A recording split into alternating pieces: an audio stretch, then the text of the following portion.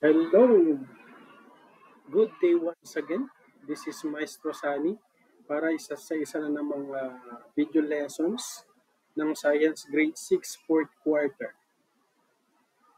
This is all about the effects of Earth's rotation. So last time we discussed about revolution, rotation and revolution. So now we will proceed to the effects of the Earth's motion.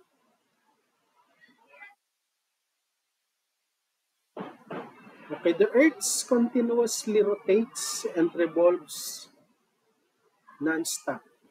This motion of Earth accounts for many of the phenomena we can see as natural or normal occurrences, night and day, the four seasons, and the different climates in the different places on Earth. That is according to Villanueva del Prado and Gaviola 2015. So in this video lesson, we are going to learn about the effects of the Earth's motion. Ayan. So meron po tayong simple na dialogue dito to present the concept of the lesson. So if you may, I read it.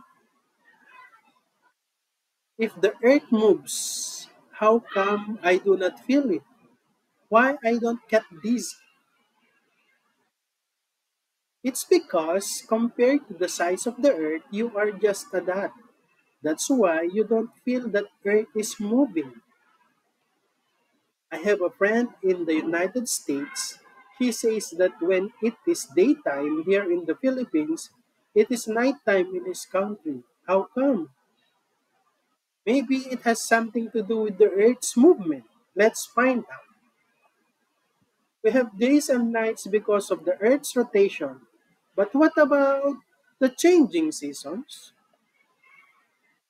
Different places on Earth receive different amount of sunlight at different times of the year. The places at the North Pole, what seasons do they have? When the North Pole is tilted towards the sun, the days last longer. The sun also appears higher in the sky. So, I think they will experience summer. Let's find it out. Okay, so yun yung dialogue. So, according to the dialogue, the the weather or the seasons or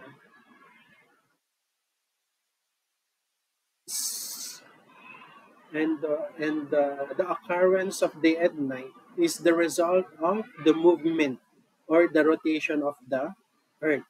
So let us discuss them one by one. Here's the effect of the earth's rotation, day and night. The sun is the closest star to the earth.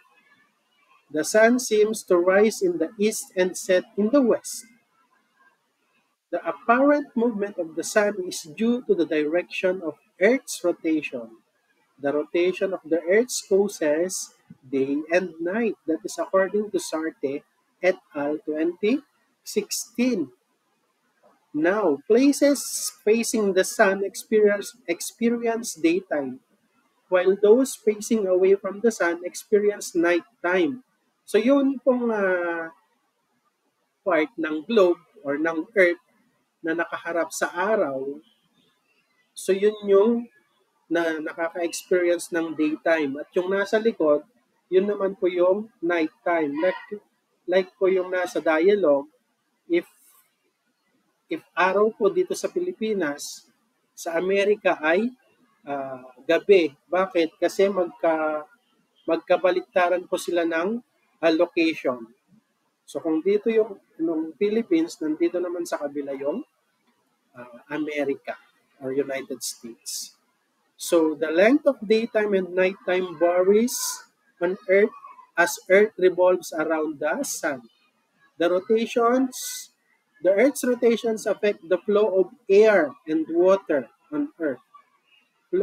Flowing and water, flowing air and water are diverted from north to south direction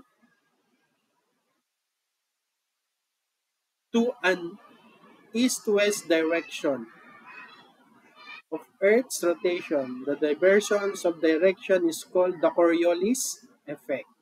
So yung deflection of the movement of the air from right to the left, so maggaganon po siya. That is because of the uh, rotation of the globe or of the Earth. So, ang nangyayari po, the effect of the Earth's rotation is one is the occurrence of day and night. Now, the effect of the Earth's revolution naman. So, as we all know, as the Earth's rotate, it revolves around the Sun. So, dalawa po yun magkasabay. So, yung rotation niya on its axis, it causes day and night.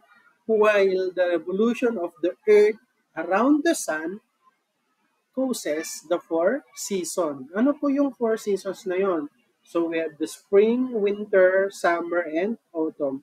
So, yun pong location po ng Earth dyan. Dyan po yung sabi, June to 21, summer po yun. Then, winter is December 21 or 22. Then, yung dalawa, March at saka September, yun po yung na-experience yung equal length of day and time.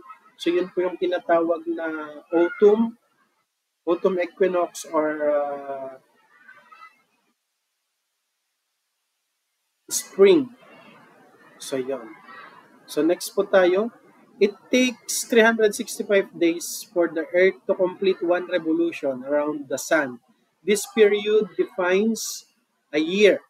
In some countries, the movement of the Earth causes the four seasons, summer, autumn, winter, and spring. Why are there seasons in some countries? Different parts of the Earth have different seasons throughout the year because of the Earth's revolution and the tilt of its axis. So nakatagilid po kasi yung ating axis ng ating globo ng 23.5 degrees. So nakapahilis po siya. Earth's axis is always tilted in the same direction throughout its orbit. As a result, different parts of the Earth receive different amount of sunlight at different times of the year. So may winter kasi pagka yung rays ng sun slanting na, hindi na masyadong mainit dito sa ilalim, kaya po nagkakaroon ng winter o yung taglamig. Summer begins in the northern hemisphere on June 21 or June 22. During this time, the North Pole is tilted to its full 23.5 degrees towards the sun. So nakikita yung North Pole. Nasisilayan siya ng araw. Then, the northern hemisphere experiences its longest daylight period. At the same time, the southern hemisphere experiences its shortest daytime. Kung longest dito, shortest naman doon kasi nakatilt nga siya towards the sun, so nasisilayan siya ng sun, samantalang dito sa ilalim, hindi. So nagkakaroon ng accumulation of coldness dito sa baba. Kasi hindi siya nasisilayan ng araw. And winter starts on December 21 or 22. At this time, the North Pole is tilted its full 23.5 degrees away from the sun. The shortest daylight period occurs in the northern hemisphere, while the longest daylight period occurs in the southern hemisphere. Ayan. Twice a year, the daylight and nighttime periods are equal of length. On these days, the axis is tilted neither towards or away from the sun. On March 21, the length of the day and night is equal. This is called spring equinox. On the March equinox is known as the vernal equinox. In the northern hemisphere, on the other hand, on September 23 and the day and night are also equal again in length. It is called fall autumnal equinox. That is according to Sarte et al. 2015. Okay, the four seasons do not occur in the Philippines because it is located near the equator below 30 degrees latitude. It does experience the local season. So meron lang tayong dalawa. We have the dry and wet season that is according to the DAP et al. 2017. So yun po. So what we have learned, the rotation of the Earth poses day and night.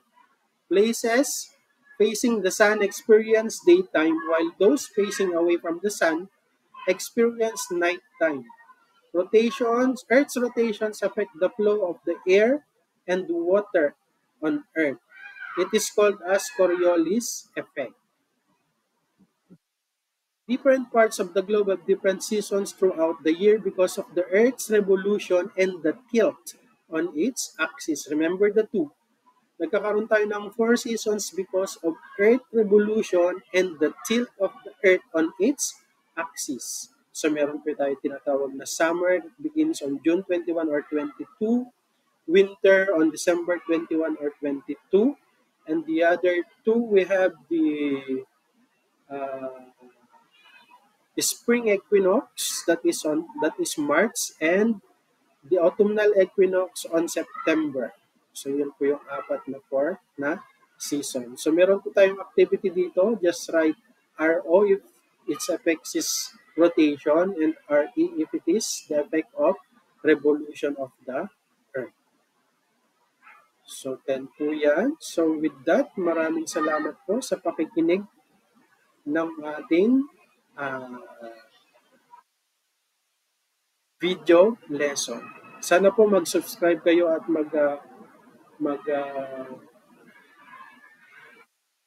like at click ng notification bell para po sa mga susunod pa nating uh, video lessons. Maraming salamat.